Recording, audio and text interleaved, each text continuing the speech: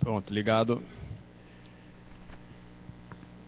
Vamos lá, vamos falar sobre a oficina tipográfica São Paulo. Primeiro, eu queria agradecer o convite, nossos amigos daqui de Recife, do Henrique, e agradecer a vocês a presença também. É muito legal estar de volta aqui. Fazia já alguns anos, né, que eu não vinha a Recife. Vim muito a trabalho como designer gráfico e vim também convite. Foi o Sebrae, né, que fez o evento de Type, né, em 2004. E tipos do acaso com apoio do Sebrae, é verdade. Então,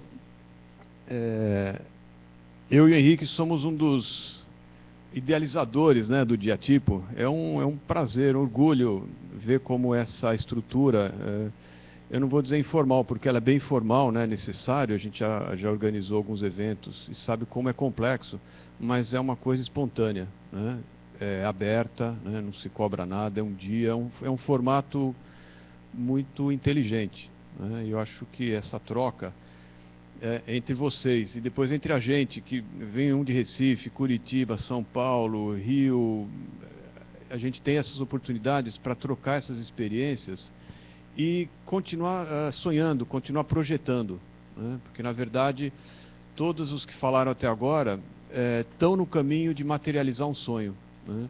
A gente, a partir de uma experiência, de uma situação onde uma cultura, um conhecimento está se perdendo, né? Mais do que equipamentos que são derretidos, né? Que são destruídos, são coisas que aconteceram num certo período e que impulsionaram a cultura, né? A produção de impressos, né? E esse conhecimento não estava sendo transmitido, né? Uma prática que foi substituída, né? Uma tecnologia que foi substituída já há 2 gerações, né? A gente está vivendo hoje a tecnologia digital, mas antes teve a tecnologia, vamos dizer assim, fotográfica, né? Partindo dos filmes, de fotolito, das impressões, da gravação de chapas para impressão offset convencional. E a anterior, que é essa que a gente estava falando, da tipografia, do letterpress, que no exterior tem vive, né, uma valorização e um respeito que aqui não acontecia, né?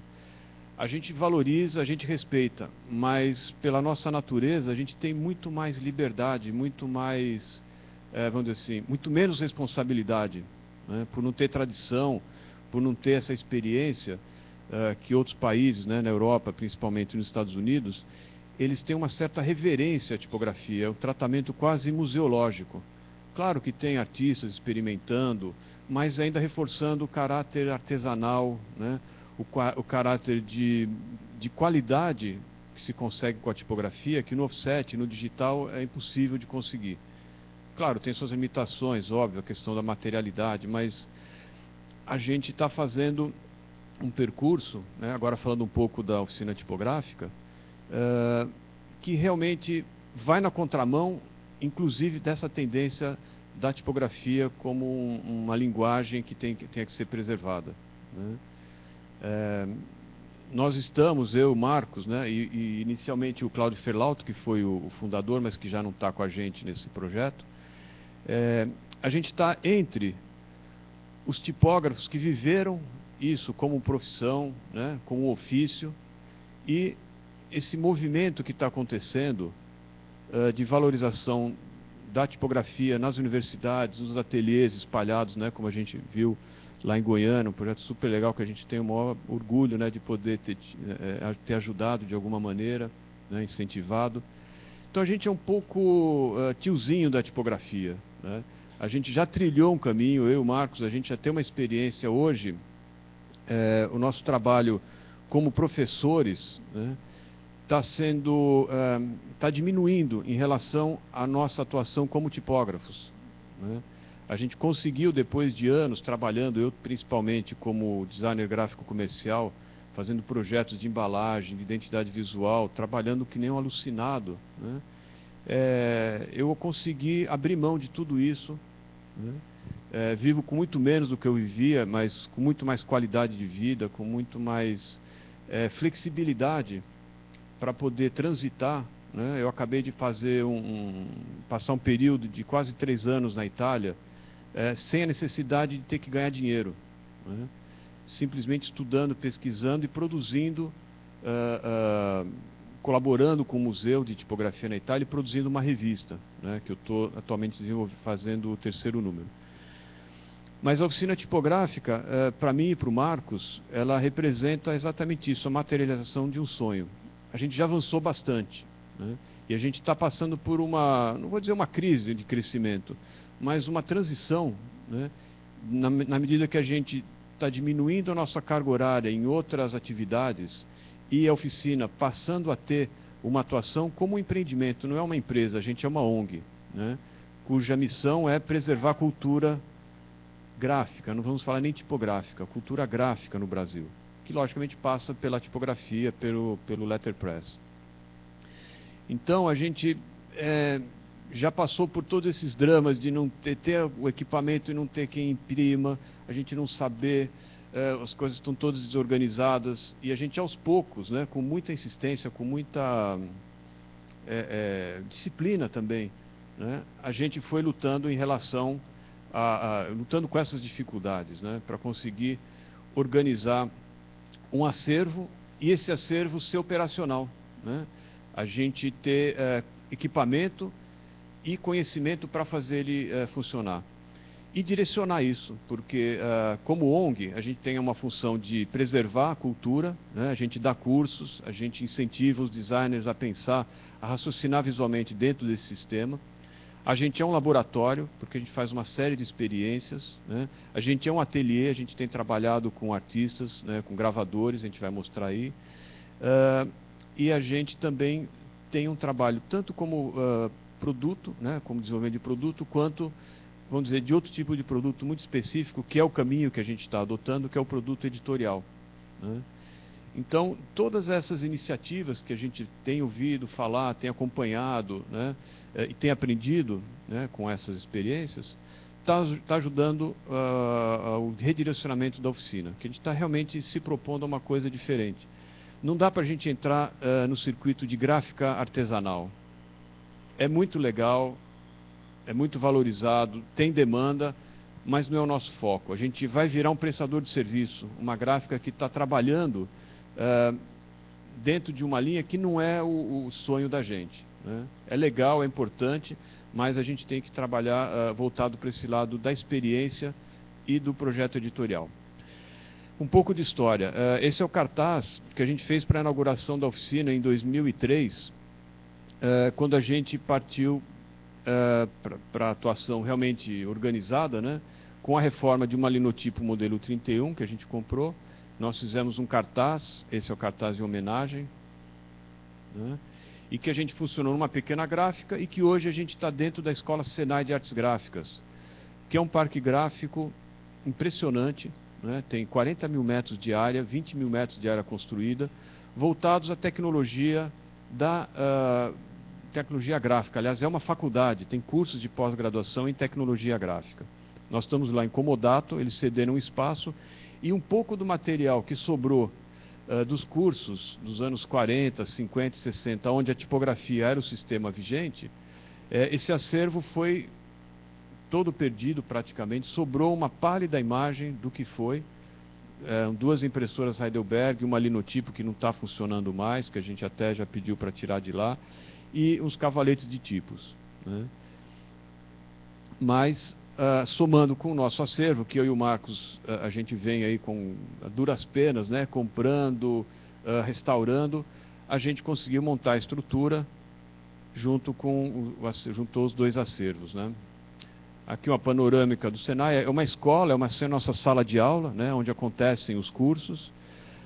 Aqui à esquerda tem a nossa linotipo, ali a outra que era do Senai, essa que saiu, né? Aqui alguns nossos amigos, né? Ao centro, tomando a cena, o Jacaré, que é o nosso linotipista, e junto com o Henrique está a Catherine Dixon, que é uma pesquisadora, uma professora inglesa, e que se apaixonou pelo Brasil, especialmente por São Paulo, tem vários amigos, volta sempre, está aprendendo português, e é uma das fundadoras da Associação dos Amigos da St. Bride, que é uma biblioteca que tem em Londres, e é um museu, né, onde eles guardam, por exemplo, as matrizes originais do caso não estão arquivadas nessa biblioteca, né, e anualmente eles fazem eventos. O ano passado, o tema do evento anual era o Revival, né, da tipografia, e eles convidaram a oficina, eu fui lá, dei uma palestra, né, e eles realmente gostam muito do que a gente faz. Esse é o trabalho que o Henrique e a Catherine fizeram lá na oficina, quer dizer, esse tipo de visitação, esse tipo de contato com artistas, com pesquisadores, com professores, é uma das coisas que a gente mais aprecia, que a gente mais estimula, né? Essa troca de informações, né? Isso eles produziram com linotipo, né, com tipos móveis. A gente tem um prelo, que é um prelo que permite fazer impressão em formato A2. A nossa impressora é formato A3, a gente tem uma Heidelberg formato A4 também, que essa é do Senai, com alimentação automática de papel, que tem uma vazão, produção maior. Mas o meu barato é justamente a relação com os tipos de madeira no prelo, né? É onde, vamos dizer assim, ali é que é meu parque de diversões. O Marcos se especializou e é muito bom em toda a tecnologia de impressão, todos os processos de impressão, e a gente pouco se dividiu. Eu estou cuidando da organização do acervo. Esse trabalho que a Ana e a Isabela fizeram aqui, eu acabei de passar por isso. Nós estamos no meio da produção de um catálogo de tipos da oficina. A gente tem mais ou menos uns 100, 110 caixas de tipos, e a gente usa isso de uma maneira bem livre, né? Fornecendo esse equipamento para os alunos. Isso é um trabalho, por exemplo, é um cartaz feito por um aluno de um dos cursos que a gente oferece. Tem um de composição manual, tem um de coordenação e tem um que é de gravuras ou de cartazes, né? Aonde, no período de um dia inteiro, aliás, várias pessoas já, né, como a Dani, Fernanda e outras pessoas, o próprio Néder, né, no início fez, a gente vai lá, tem uma estrutura para receber, fica trabalhando um dia e volta, né? A gente recebe gente da Argentina, de vários lugares. Essa semana tinha um americano lá fazendo o curso. E a gente estimula justamente isso, a pesquisa, avançar em relação à linguagem. Não é só editar da maneira convencional, imprimir e produzir da maneira convencional. Isso a gente faz e tem que fazer direito. Tem horas que a gente fala assim, não, isso tá ruim. Ah, não, vamos incorporar? Fala, não, não vamos incorporar. Vamos imprimir direitinho, vamos trocar o tipo que está quebrado, vamos colocar um tipo em boas condições, vamos imprimir sem variação, né, de pressão, de carga. Vamos imprimir direito. A gente tem uma preocupação em buscar uma excelência gráfica. Agora, quando a gente pode, a gente incorpora, né? E dentro dessas relações com os antigos impressores, no começo a gente não sabia imprimir, a gente tinha que contratar. E, lógico, a gente queria ver as falhas, as imperfeições, as manchas, as sujeiras. A gente catava a folha que eles jogavam de acerto, jogavam no lixo, a gente pegava e ficava. Eles olhavam para a gente assim, os caras são malucos, né? Mas aí mandava, ele estava arrumando a folha, falava, tá bom, mas isso aqui está errado, ele falava para mim. Ele falou, não, aqui o certo é errado, e o errado aqui é o certo. Porque não tinha a mesma lógica que eles tinham de fazer uma coisa impecável, perfeita, né? Então, olha aí, ó, o nosso trainee não podia deixar de colocar a foto do Néder. A gente trabalha com artistas fazendo pequenas tiragens, né? Esse é o trabalho do Jaime Prades, que é um artista plástico, amigo nosso, que produziu uma série de desenhos feitos com canetinha. Eu produzi os clichês. Está vendo que tem uma altura, né? Os clichês com essa altura bem grande para dar uma boa gravação, para o clichê afundar o papel e conseguir um recurso que, por exemplo, a Offset não consegue, né? Trabalhar com essas texturas. Trabalhamos com, por exemplo, você é um grafiteiro, o Osés Duarte, a gente imprime direto das máscaras, né? Essa é uma série linda, ele tem uma série de personagens históricos com a orelhinha do Mickey, né? Tem até o Papa, ele fez com a orelha do Mickey, o Pensador, Che Guevara, que é esse daí. Trabalhamos com os gravuristas, né? Os gravadores, os xilógrafos, né?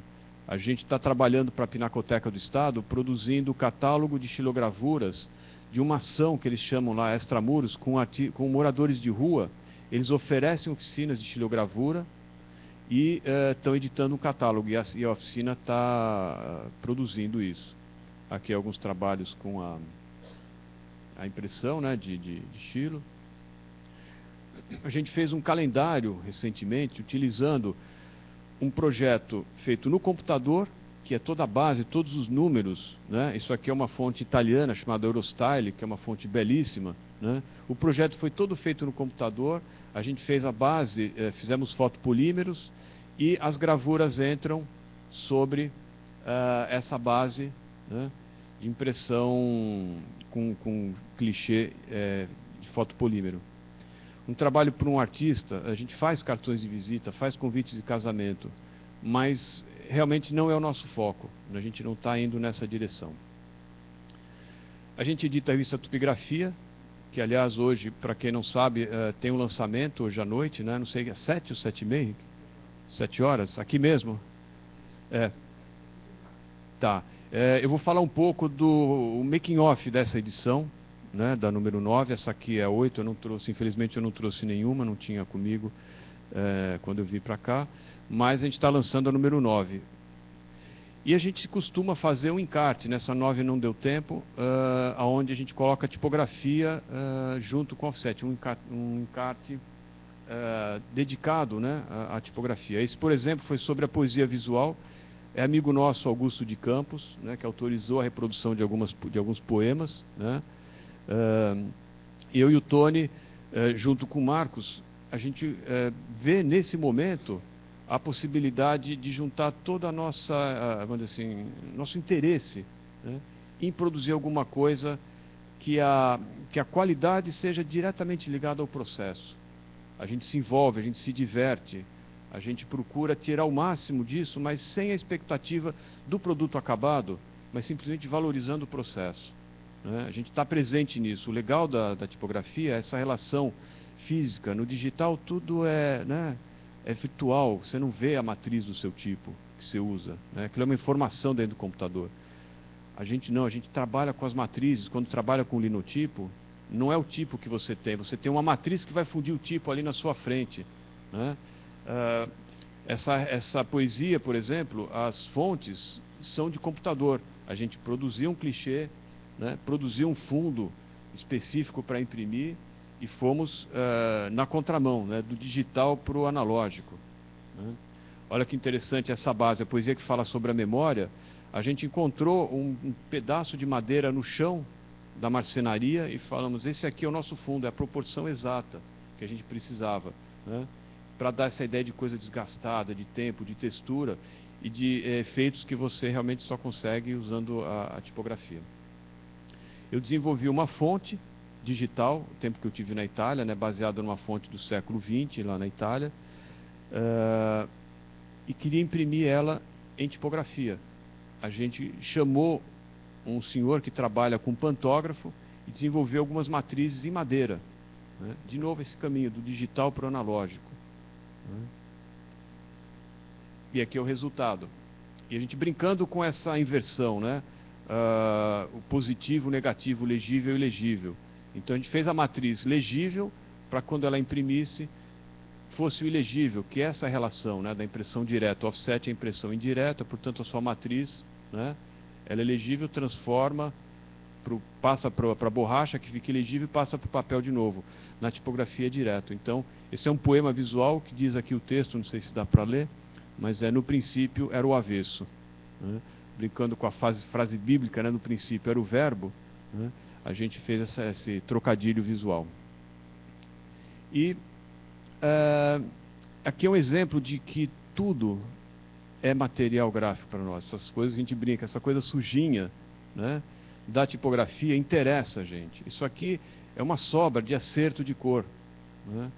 Isso está sendo organizado, entre aspas, catalogado e direcionado para um trabalho que é o que a gente pretende fazer nos próximos anos, né, que é o que a gente chama de tipografia artística ou tipografia plástica, aonde a expressividade dos tipos de metal e de madeira, somado ao acaso, né, do processo de impressão e de você gerar malas, né? Mala são as folhas que tem mais de uma passagem no acerto, né? Essas sobreposições, essas sujeiras, essas texturas, a gente está editando isso, né, dentro desse caráter que é basicamente experimental e voltado para a linguagem, né? Então, como ONG, tudo que a gente tem feito reforça isso. Trabalho com crianças, né? Trabalho de visitas para explicar o processo, de cursos para ensinar o processo, né? De pensamento, mais do que de produção, os parâmetros. É como pensar e como refletir usando esse recurso, né? A serviço da comunicação, a serviço da criação, a serviço da arte e a serviço da transformação, que é a nossa postura dentro da sociedade, né? Como a gente tem capacidade de manipular a informação, né? De trabalhar com a informação, a gente tem um compromisso. A gente não pode simplesmente fazer as coisas de maneira imediatista, visando a questão do lucro, né? A questão da subsistência, a questão do conforto, da segurança. Claro que tudo isso é importante, que a gente tem que prestar atenção. Mas o mais importante é a atitude que a gente coloca, né? Como a gente já tem alguma idade, já tem alguma experiência, a gente sabe qual é a nossa responsabilidade, né? Em relação a preservar o que veio antes da gente e projetar o que vem a seguir, né? E como é difícil a gente se manifestar politicamente aqui, é no profissional que a gente tem que atuar, sabe? Com uma atitude correta em relação aos valores, aos princípios que a gente acredita, para que a nossa cultura, como povo, ela continue, né? Que ela evolua, sem a gente ir para uma tendência que às vezes é perceptível na sociedade, que é um excesso de individualismo, um excesso de competição, né? Então, quando a gente abre uma história como essa, acolhe, né, intenções, sonhos e partilha isso, de alguma maneira a gente está colocando uma atitude que vai um pouco além, digamos, desse nosso impulso, vamos dizer, intelectual ou o que for, né, ou artístico, uma relação muito mais de servir, né, do que servir ao nosso ego, né? Então, é muito mais bonito quando eu falo aqui no Brasil e fora do Brasil sobre a oficina, eu me coloco como um agente de uma história, né? Essa história que é legal, essa cultura, essa relação, né, da linguagem visual aplicada a um processo gráfico, industrial e artesanal ao mesmo tempo, né? Então é uma herança, a gente realmente está passando por aqui. E o pouco que a gente deixa, né, vai continuar e vai servir a essa evolução. Cara, estou cronometrado, hein? Legal. Então é isso. Na verdade, acho que essa era a última. Ah, não, agora é tipo Itália. 5 minutos para falar um pouco do que eu fiz lá na Itália. Vamos lá, então ótimo. Eu fui para lá num período sabático, né? A gente conseguiu resolver uma equação. Eu sou casado, tenho 2 filhos pequenos, e morar em São Paulo, que é uma das cidades mais caras do mundo, custa muito, né? Eu e minha mulher, a gente fez uma conta rápida, ela tem cidadania italiana, a gente fez uma conta rápida, se a gente não pagasse assistência médica, escola, clube, que você não tem clube em São Paulo, você fica a pé. A gente tinha 2 carros, tinha uma funcionária, né, uma moça que trabalhava lá, tomar conta dos meninos e tal. A gente entrava o mês devendo uma grana enorme, enorme. A gente fez umas contas, lá na Itália você tem, nem remédio você paga, não paga médico, não paga hospital, não paga escola, não paga nada. A gente alugou, vendeu nossas coisas, deu o que não deu para vender, alugamos o nosso apartamento, a gente tem uma confecção, que agora a gente fechou, com o dinheiro que ia para a Itália, a gente vivia no limite, mas vivia bem, então eu precisava simplesmente ir lá viver. Não tinha que trabalhar. Mas você vai para a Itália, mudar com a família, o que você vai fazer lá? Não, eu vou lá viver. Você tem trabalho? Falou, não. O trabalho está aqui, né? A nossa confecção que a gente administrava ela pela internet, com a ajuda de algumas pessoas.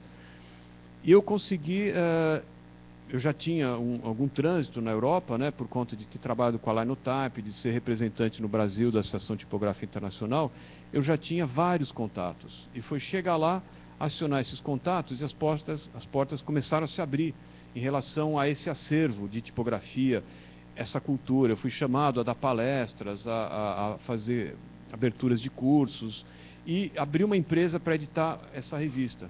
Eu consegui o apoio de uma indústria gráfica que mantém um museu chamado Tipoteca Italiana e eu consegui editar uma revista, abrir uma empresa, não custa nada abrir empresa lá. Abri uma empresa e comecei a publicar e funcionou. Eu só tive que voltar, eu e minha mulher, por problemas de saúde na família, né, dos nossos pais. A gente pretendia ficar mais um tempo lá, mas acabou não dando. Mas lá eu tive contato com essa cultura que tem uma longa tradição, uma enorme tradição no processo de pensar e produzir tipografia, né? E eu simplesmente caí no lugar certo, na hora certa, e entrei em contato com as pessoas certas. Um abriu contato com o outro: olha, você precisa conhecer tal pessoa em Torino, tem tal pessoa em tal lugar, olha, está aqui o contato dele, está aqui esse material. Eu visitei e fiquei amigo dos diretores, das pessoas que dirigem o Museu Bodoniano em Parma. Eles me chamaram para produzir comunicação visual para os eventos. Fiz lançamento da Tipo Itália no Museu Bodoni, que é que é a meca, assim, era o meu sonho. Eu nunca tinha ido no Museu Bodoni, porque ele é meio fechado, não é aberto à visitação. Você tem que marcar a hora, sabe? Não é bem assim, ele é bem limitado. E conheci, por exemplo, o Enrico Talloni, que é filho do Alberto Talloni, que já é falecido, e que foi um editor tipógrafo, na mesma tradição dos editores tipógrafos do Renascimento.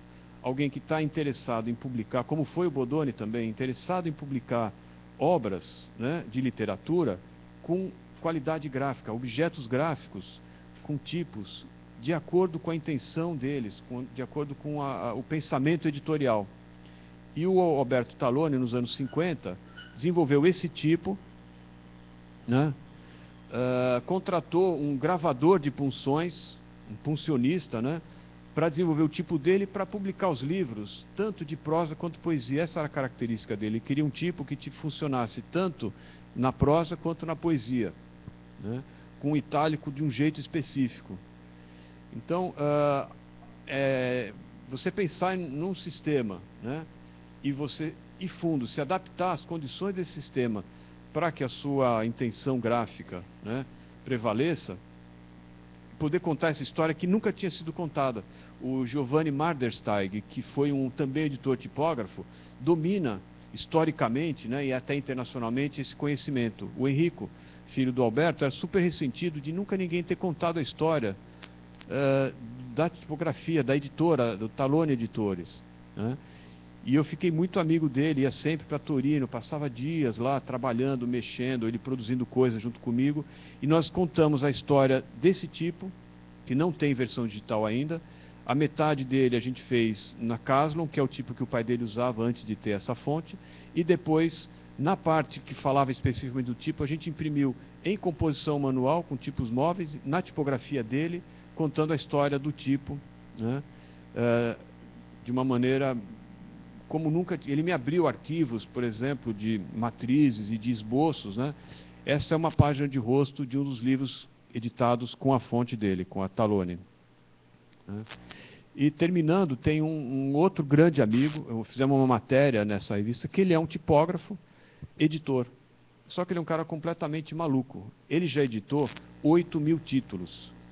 São tiragens pequenas, de 40 a 60 exemplares, que ele produz em um dia. Eu cheguei a editar 2 livros com ele, 2 livretos, né? São livros de artista. E essa máquina, uma Nebbiolo, está na sala da casa dele. E são assim os títulos. Todos têm um tratamento, uma edição, né? Uma interferência, né? E ele trabalha com escritores e com gravadores. Opa, foi mal. Deixa eu mostrar, acho que essa é a última imagem.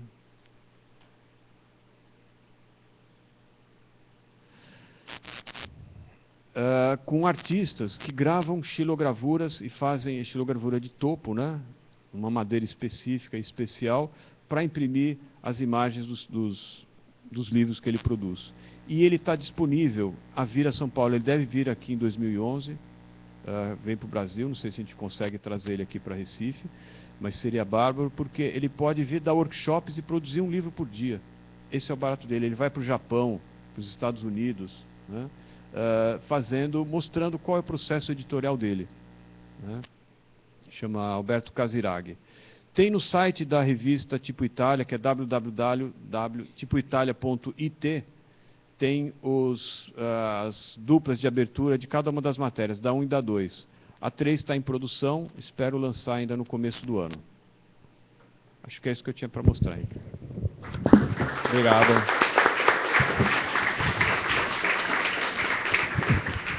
Cláudio, obrigado. Valeu. Já tem perguntas ou ainda não? Ih, vocês estão devagar, hein? Ó, tem uma pergunta aqui na internet. Depois tem 2 lá, Henrique. Tem 2? Ah, então bom. Tem um fio, o fio é médio aqui. Onde é que vocês estão? Quem veio até aqui tem Ó, prevalência sobre a internet. Quem chega primeiro? Obrigado. Bom dia. Bom dia. Foi massa a palestra. Parabenizar o evento aí. Mas eu estava querendo saber que eu também pesquiso sobre as tipografias que ainda existem aqui em Recife. Eu estou fazendo um projeto de graduação sobre as pessoas que ainda trabalham com tipos móveis aqui e tal.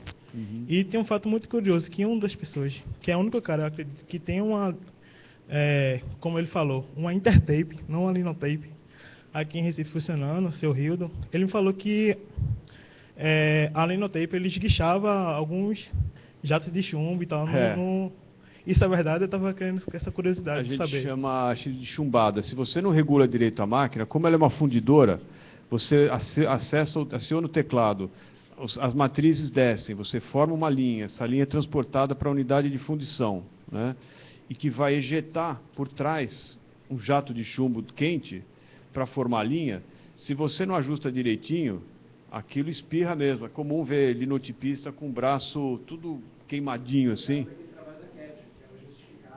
Uhum. Deu chumbada naquilo? Aquilo é... Mas é divertido, faz parte. Então é verdade. É verdade, acontece. E aqui em Recife, né, tem uma tradição, né, na produção de livros, né, de impressos, que é anterior, né, à imprensa régia. E essa história ainda precisa ser contada, essa pesquisa ainda precisa ser feita. São coisas que a gente já está aproximando, né, atraindo, porque merece, né? Olha, tem uma pergunta do Fernando Rosa, de São Paulo. Ele pergunta onde são feitos os fotopolímeros e se eles duram. Os fotopolímeros duram, eles são utilizados no sistema de impressão chamado flexografia. E que serve também para a gente, é uma base de metal, né, que tem uma camada de fotopolímero fotossensível, onde você processa isso, né, e pode ir para uma chapa, para um cilindro, né, na flexografia. E dá para utilizar na tipografia. Eu conheço algumas clichêrias em São Paulo que trabalham tanto com fotopolímero, quanto magnésio, quanto com a liga de chumbo, né, com zinco, para fazer clichê. Você escolhe, de acordo com a necessidade, você escolhe que tipo de matriz, a profundidade que o clichê precisa ter, né? Então, esses trabalhos são muito utilizados hoje na gravação para encadernação. Então, um dos usos da tipografia é na encadernação, para fazer aquelas gravações em dourado, né, em relevo. Relevo seco também é muito utilizado. Mas legal. Diga. Eu estive em Belo Horizonte agora no meio do ano. Eu estava colecionando disco de vinil, estava procurando uns discos. Encontrei um cara que até acho que Rafael, não sei se ele conhece, é Tião. Ele era linotipista. Ele tem até uma mancha assim no rosto, porque ele disse que na época qualquer coisinha que caía assim, fumaçava e pegava muito... meio que um pó de chumbo, uma coisa assim. É bem insalubre isso aí. Inclusive ele enxerga até meio... Ele ficou bem prejudicado assim por causa da linotipo. E ele estava me mostrando, ele era uma loja de antiguidade, assim, tinha disco de vinil, mas tinha um monte de coisa. Aí entre essas antiguidades tinha um almanaque, acho que só quem tiver mais de 60 anos aqui vai saber o que é isso, é um Biotônico Fontoura, bem antigão mesmo, assim. Na hora ele estava me vendendo, assim, por, sei lá, R$70, para o que era, não era tão caro. Mas eu não estava com grana para comprar na hora, e no outro dia eu fui numa outra feirinha em Belo Horizonte, e o cara tinha comprado nesse mesmo dia, e estava vendendo na feira pelo dobro do preço. Sacanagem pesadíssima, assim, eu fiquei olhando, e eu tinha acabado de comprar 2 pasquinhos originais da época, assim, saí comprando tudo que era velharia, eu saí pegando pra mim. Aí eu fiquei pensando, por que a galera explora tanto quem vai atrás dessas coisas? Porque bug mesmo gasta uma grana pesadíssima comprando tipo, essas coisas assim. Tipo, pra gente que gasta dinheiro ou comprando vinil ou comprando tipo, não é o dinheiro, não é questão da grana. Mas como é que a gente faz para escapar dessas coisas e se no exterior também, assim, a galera explora tanto quem está atrás disso, se rola lá também isso? Não, eu acho que no exterior é um pouco diferente. Primeiro que eles dão valor, eles sabem dar valor, não é uma questão de explorar, né, de aproveitar a nossa, vamos dizer assim, doença, né? Porque quando você vê aquilo, se você não souber ficar calmo, não transparecer fazer um teatrinho assim quando você chega, você não pode chegar dizendo o que quer. Não, tem que desdenhar. né? Agora, São Paulo, quando né, em Belo Horizonte, aqui eles falam os preços, fala, puta, tá barato. Lá em São Paulo é muito mais caro. Tem um lugar lá que chama Rua Bresser, que tem coisa assim, vantagem de São Paulo, né? Se alguma vantagem tem que ter, né? Aquela loucura que é, aquela falta de qualidade de vida. É justamente isso, você tem acesso a uma quantidade de coisas e coisas surpreendentes. Então tem uma rua lá, que chama Bresser, que tem várias lojas que vendem materiais gráficos, né?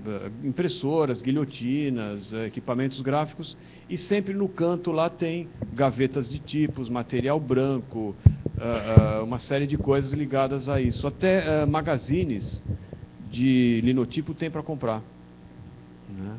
A gente comprou, por exemplo, cinco magazines ao preço de R$500 cada um. Há muito tempo atrás, eu já sabia que era R$800 cada magazine na Rua do Oratório, que é uma rua próxima lá da Rua Bresser, né? Então, é questão de oportunidade. Você tem que estar ligado, saber negociar. Por exemplo, tem uma Ludlow que eu estou para comprar há uns 2 anos. Eu não tenho a grana. Aqui, a Ludlow é uma tituleira, é que nem uma linotipo, só que ela funde tipos para título, né? E o cara tem não só a fonte, não só o equipamento, como as fontes. Então eu estou namorando, estou vendo, vou chegando, por quê? Se você falar, eu quero, do jeito que eu estou babando, é meu sonho de consumo essa Ludlow. Eu tenho o catálogo da Ludlow, que é um livro enorme, dos anos 40, é uma aula de design gráfico, de história do design gráfico, né? Não só pelas fontes, mas pelas amostras que eles dão, de como aplicar as fontes. Então a gente, quando estuda a tipografia, tem que estudar a linguagem daquele período. Eu estou estudando muito isso, uso de fios, uso de ornamentos, como eu disse, porque antes era muito mais difícil reproduzir imagem, né? Era mais limitado. Então eles usavam bastante esse recurso da ornamentação, né? Seja com fios, seja com vinhetas. Então, e como trabalhar isso para os dias de hoje. Cláudio, Diga. o Daniel de Campinas pergunta se você vai continuar editando a Tipo Itália do Brasil, e o Douglas de Lorena quer saber onde comprar a Tipo Itália.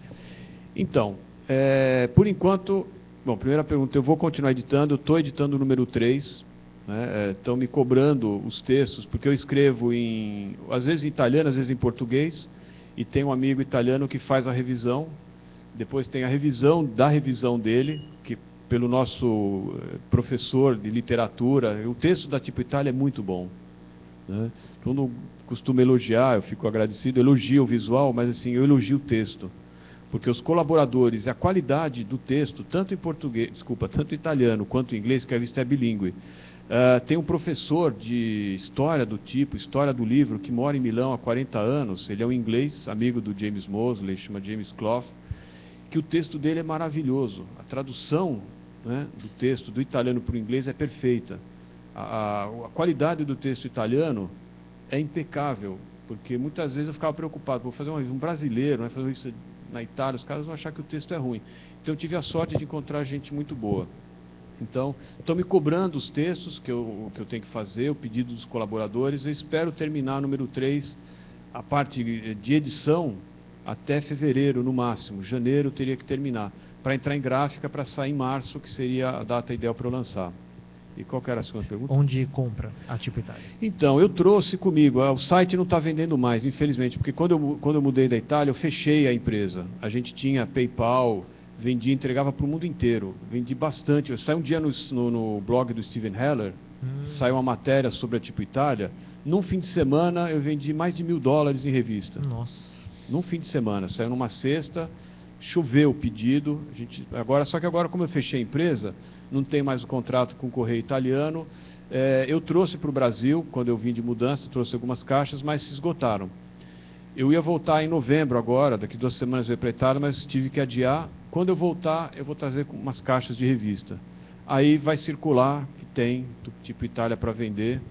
Por enquanto a gente está com essa falha aí. A Márcia Okida de Santos, a professora, ela pergunta o que se pode fazer para melhorar o olhar tipográfico aqui no Brasil, porque ela acredita que ainda tem muito que melhorar, principalmente no meio acadêmico. Uhum. Olha, eu acho que já melhorou muito, né? Eu e o Tony, essa vantagem da gente ser mais velhinho, né? A gente foi um pouco pioneiro nessa história. Quando a gente começou a tratar desse assunto, não tinham cursos de tipografia no Brasil, não tinha, zero, nenhum. não tinham títulos em português, não se discutia tipografia, isso no ano 2000, 10 anos atrás. Se vocês olharem para trás, assim, não se falava praticamente, a carga horária de tipografia nos cursos de design gráfico era ridícula. Não tinha gente produzindo fonte. Até 95, 96, era eu, o Tony, o Bug, o Billy, tinha uma meia dúzia aí de tarados, né, espalhados pelo Brasil, produzindo fonte digital, né? Isso em 95, não se falava nisso, não é tanto tempo assim, né? Então, eu acho que já melhorou muito. Como? Com estudo, né, com a produção. A qualidade da fonte digital produzida pelos brasileiros não tem nada a dever para lugar nenhum do mundo, e a gente não tem nenhuma tradição. A aplicação da tipografia em projetos de design gráfico, Mônica, realmente depende do quê? Dos meios acadêmicos. Formar nos estudantes uma cultura, né, uma familiaridade com a tipografia. Então, hoje já tem títulos, né, já tem discussões como essa, né, já tem acesso à internet. Quando eu comecei, não tinha internet. Hoje você tem acesso à informação sobre tipografia em tempo real. Claro que tem que estudar inglês, né? Tem que saber inglês para ler, porque a informação principal ainda é em inglês. Tá? Então, eu acho que nós estamos realmente num caminho excelente. E para encerrar as perguntas, tem uma pergunta do Marconi. Marconi, estava demorando. Não só o Marconi, como o Fábio Hag, Andréia Branco, tem uma galera assistindo a gente aqui. Já estamos com 88 pessoas na internet. É isso aí. O Marconi pergunta se você já pensou em organizar um curso de punch cutter na oficina tipográfica, Uhul. se isso existe em algum lugar do mundo ou se essa transmissão de técnica está extinta. Não está extinta, mas eu conheço um punch cutter profissional, que é o Carl Dare, é um canadense, que já deu oficina de fundição. Tem outro cara que sabe fundir, esculpir o tipo, que é o Fred Smegers, Sim.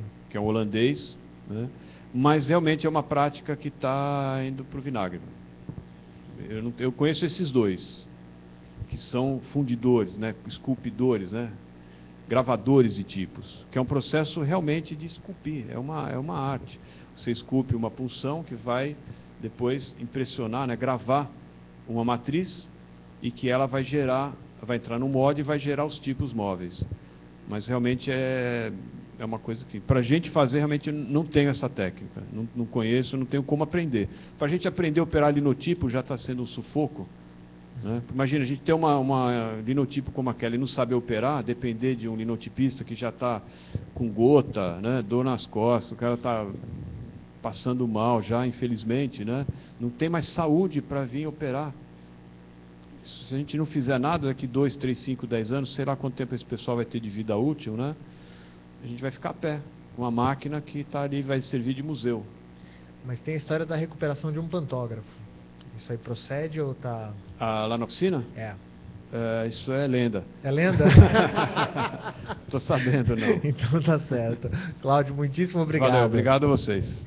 Tchau aí, pessoal. Grande abraço à turma da internet.